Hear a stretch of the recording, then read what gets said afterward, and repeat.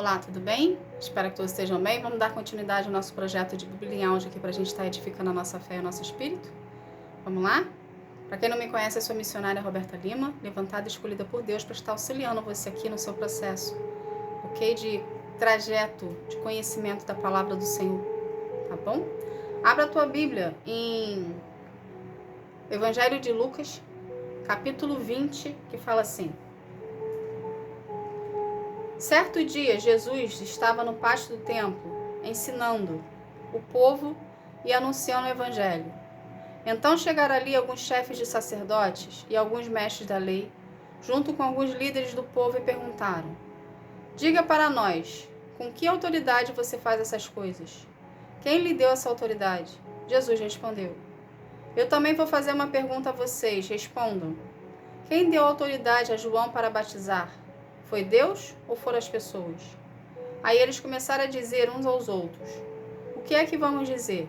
Se dissermos que foi Deus, ele vai perguntar então por que vocês não creram em João. Mas se dissermos que foram pessoas, essa multidão vai nos apedrejar, pois eles acham que João era profeta. Por isso responderam: Nós não sabemos quem deu autoridade a João para batizar. E Jesus disse: Pois então eu também não digo com que autoridade faço essas coisas. Depois Jesus contou essa parábola para o povo. Certo homem fez uma plantação de uvas, arrendou-a para uns lavradores e depois foi viajar, ficando fora por muito tempo. Quando chegou o tempo da colheita, ele mandou um empregado para receber sua parte. Mas os lavradores bateram nele e a mandaram de volta sem nada. O dono mandou outro empregado, mas eles também bateram nele. Depois o trataram de modo vergonhoso e o mandaram de volta sem nada. Então ele enviou um terceiro empregado, mas os lavradores também bateram nele e o expulsaram. Aí o dono da plantação pensou: O que devo fazer? Já sei. Vou mandar o meu filho querido.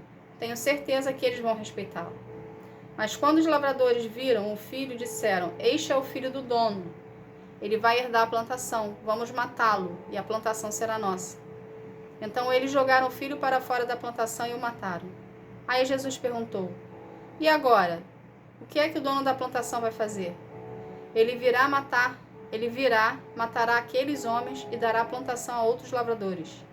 Então as pessoas que estavam ouvindo disseram: Que Deus não permita que isso aconteça. Mas Jesus olhou bem para eles e disse: As Escrituras Sagradas afirmam: a pedra que os construtores rejeitaram veio a ser a mais importante de todas.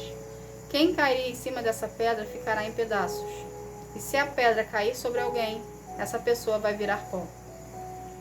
Os mestres da lei e os chefes dos sacerdotes sabiam que era contra eles que Jesus havia contado essa parábola e queriam prendê-lo ali mesmo.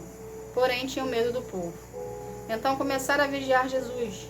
Pagaram alguns homens para fazerem perguntas a ele. Eles deviam fingir que eram sinceros e procurar conseguir alguma prova contra Jesus. Assim, os mestres da lei e os chefes dos sacerdotes teriam uma desculpa para prender e entregar nas mãos do governador romano. Esse homem perguntaram: Mestre, sabemos que aquilo que o Senhor diz e ensina é certo. Sabemos também que o Senhor não julga pela aparência e ensina a verdade sobre a maneira de viver que Deus exige. Diga, é ou não é contra a nossa lei pagar impostos ao imperador romano? Mas Jesus percebeu a má intenção deles e disse: Traga aqui uma moeda. De quem são os nomes e a cara que estão gravados nela? São do imperador, responderam eles. Então Jesus disse: Dei ao imperador o que é do imperador e dei a Deus o que é de Deus. Eles não puderam conseguir nenhuma prova contra Jesus diante do povo. Por isso, ficaram calados, admirados com a resposta dele. Alguns saduceus, os quais afirmam que ninguém ressuscita, chegaram perto de Jesus e disseram: Mestre, Moisés escreveu para nós o seguinte lei: Se um homem morrer e deixar a esposa sem filhos, o irmão dele deve casar com a viúva, para terem filhos que serão considerados filhos do irmão que morreu. Acontece que havia 7 irmãos. O mais velho casou e morreu sem deixar filhos. Então o segundo casou com a viúva. e depois o terceiro. E assim a mesma coisa aconteceu com 7 irmãos, isto é, todos morreram sem deixar filhos. Depois a mulher também morreu. Portanto, no dia da ressurreição, de qual dos 7 a mulher vai ser esposa? Pois todos eles casaram com ela. Jesus respondeu: nesta vida os homens e as mulheres casam, mas as pessoas que merecem alcançar a ressurreição e a vida futura não vão casar lá. Não vão casar lá, pois serão como os anjos e não poderão morrer. Serão filhos de Deus, porque ressuscitaram. E Moisés mostra claramente que os mortos serão ressuscitados. Quando fala do espinheiro que estava em fogo, ele escreve que o Senhor é o Deus de Abraão, o Deus de Isaac e o Deus de Jacó. Isso mostra que Deus é Deus dos vivos e Deus dos mortos, pois eles todos estão vivos. E alguns mestres da lei disseram: boa resposta, mestre, e não tinha coragem de lhe fazer mais perguntas. Em seguida, Jesus perguntou a eles: como se pode dizer que o Messias é descendente de Davi? Pois o próprio Davi diz assim no livro de Salmos: o Senhor Deus disse ao meu Senhor: sente-se do meu lado direito, e até que eu ponha os meus inimigos como estrado debaixo dos seus pés. Se Davi chama o Messias de Senhor, como é que o Messias pode ser descendente de Davi?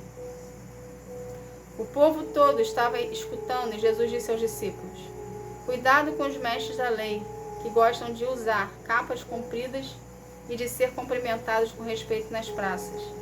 Eles escolhem os lugares de honra nas sinagogas e os melhores lugares nos banquetes. Exploram as viúvas, roubam seus bens e, para disfarçar, fazem orações compridas. Portanto, o castigo que eles vão sofrer será pior ainda. Somente até aqui. O que a gente pode tirar como lição daqui, do capítulo 20?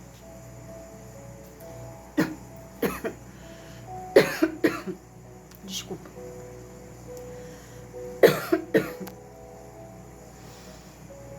O que nós podemos tirar de lição do capítulo 20? É nítido como as pessoas que usam o cristianismo como fachada, que são os fariseus. Hoje no nosso meio existem muitos fariseus. Existem aquelas pessoas que dizem conhecer a palavra, dizem e conhecem a palavra, ok? Mas vivem uma religiosidade. Deus abomina a religiosidade. Não seja você um fariseu. Seja você um cristão que tem intimidade com o Senhor. Seja você o cristão que busca o Senhor no seu secreto, independente da denominação que você escolheu seguir. Então, o que tem valia para Deus não é a religião que você segue, não é a igreja que você frequenta, não é a denominação que você vai. O que tem valia para Deus é o seu relacionamento com Ele. Entende? É você se relacionar com Ele no seu secreto e colocar em prática tudo que você está aprendendo através da palavra do Senhor. Porque quando você aprende a teoria e você não pratica o que você está aprendendo, você se torna um fariseu. Você se torna uma pessoa soberba, uma pessoa altiva e orgulhosa. Eu sei a palavra, eu sei o que Deus quer para minha vida, porém, eu estou acima de tudo e de todos, por conta do conhecimento que eu tenho. Mas Deus nos ensina através da palavra que para sermos grandes precisamos descer. As nossas raízes precisam descer. A gente precisa se humilhar na presença do Senhor. Estamos aqui para servir ao próximo. Não estamos aqui para ficar acima do próximo. Então, aquele que segue ao Senhor, tenha a humildade no seu coração. Não existe soberba, não existe orgulho, não existe altivez, não existe vaidade. Existe a presença do Senhor. Então, quanto mais você descer na presença de Deus, quanto mais você buscar a Deus na sua intimidade, gerando com Ele um relacionamento, mais engrandecido Ele vai ser através da sua vida. Consequentemente, você cresce junto com o Senhor, porque o seu espírito vai se tornar mais elevado. Ou seja, você vai crescer espiritualmente, amadurecimento, vai ter um amadurecimento, tanto físico quanto espiritual. Ok?